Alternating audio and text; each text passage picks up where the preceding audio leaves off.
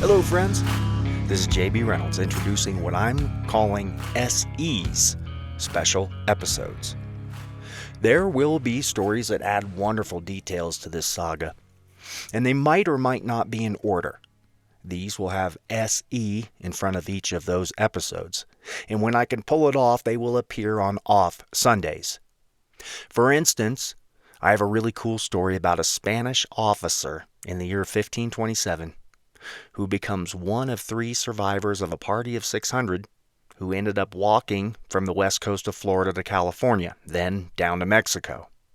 It's the first mention of the buffalo that I know of, and it's a great story. It sheds light on the native peoples of the West in the early 16th century. But it does not fit into our timeline. That will be a special episode.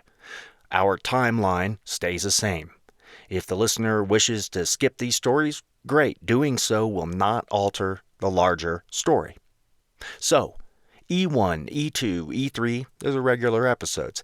SE1 and so on are specials. For today's special episode 1, an introduction and an answer to the question of why.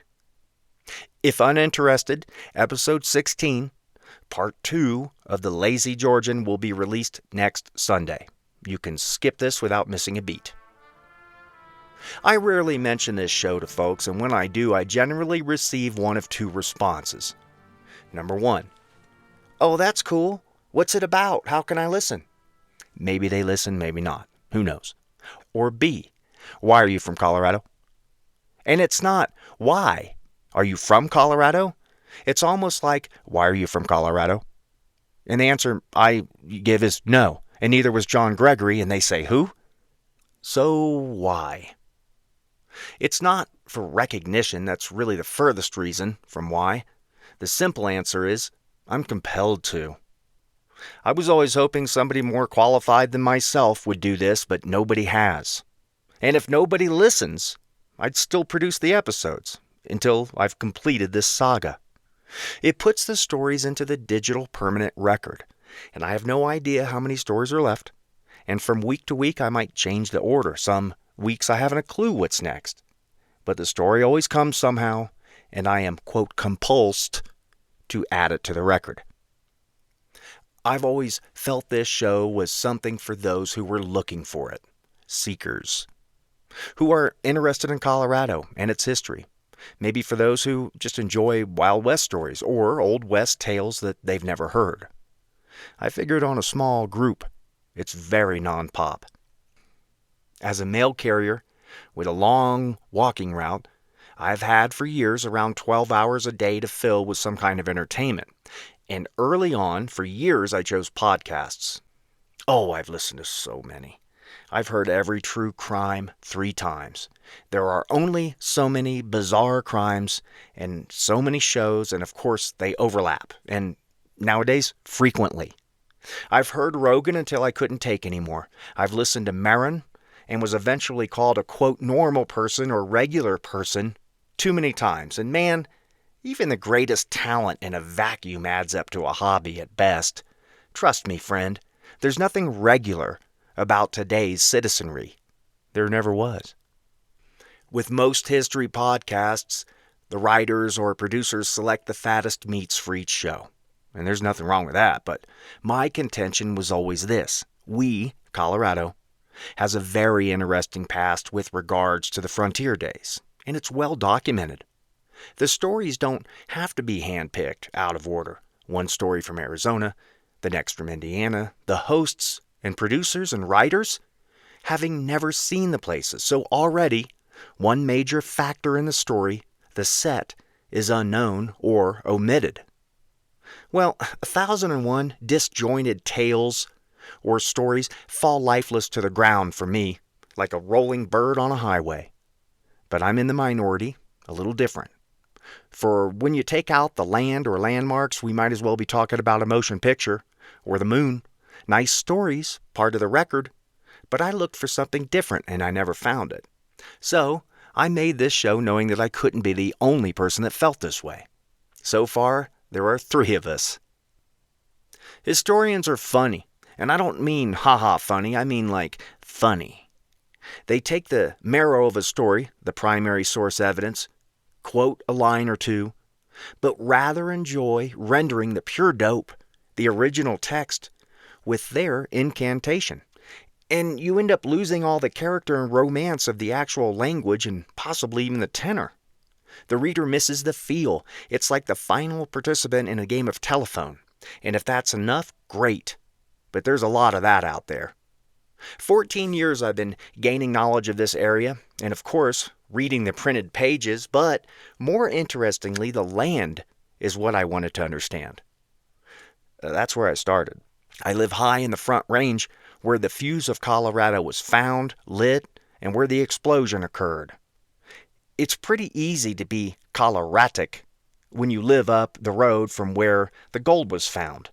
The Jackson and Gregory diggings, where an injured Horace Greeley once spoke to a gathering of thousands of miners. This place was a huge deal in 1859, known the world over. Part of Kansas and Nebraska territories, where brave and daring, tightly built people who took hold of their futures ventured into a lawless wilderness and made $1 out of 15 cents. Or tried to. There's so much grit here, and there always has been. It's an honor to tell these tales, the histories of a group of people I have so much respect for, along with the hardened people, a land to match. And I have the pleasure to keep our frontier tales easily available, accurate, and hopefully interesting to the listener. I will attempt to keep the stories in order, for I believe the listener will benefit from this style. Out of order is like wearing pants out of the house with no shirt. It's incomplete. Maybe it's more like wearing a coat that has no back. It looks good from one direction. Cherry-picking stories gets likes, and there's no doubt about that. But likes won't mean very much 5, 10, or 100 years from now. Or will they? I feel it's up to the listener to decide how they want to be entertained. If the guest would like to cherry pick, beautiful. But they don't get that option if I cherry pick for them first. You could live in Colorado for 120 years and not have heard of Red Elephant, or Lump Gulch, or Mammoth Hill, or the Argentine, let alone have considered what trail the Arapaho used versus the Utes. Who cares? What's the difference? Well, some people do care. And if you're still listening, you're one of them. You could drive west on I-70, pass Floyd Hill, and enter the mountains proper. Approaching Idaho Springs, the speeding traveler looks high on the mountainsides either side of the highway, the peaks tower, and orange conical hills can be discerned among the pines. A grapefruit-colored road so high it makes the passenger dizzy to view. But why? And how are those roads there? Could I get up there? The short answer is yes. And we will get there on this show. This space has some of the best stories to go along with its boundless beauty. And somehow, I've been charged with organizing some of this evidence. Maybe I just can't help it. I do delight in adding to the record, a detail here and there. Adding a sliver that the historians missed. I travel hundreds of miles a year through the mountains in search of facts, color, details, threads, artifacts. And you just can't do that kind of research without being out here where the action happened, or happens. No evidence, no story. The time period itself I've grown to love, Western expansion, the frontier, the native populations, the adventurers, the fortune seekers, and even sometimes the politicians were easier to like back then. All the way up to the last of the wild buffalo. And with their annihilation went the free tribal people, the close of the true wild western days of Colorado. Here's to my friends who enjoy truth, America, the Old West, and Colorado. Best wishes, and thank you for listening. This is JB Reynolds. I'll see you next week with episode 16, While Buffalo Roamed.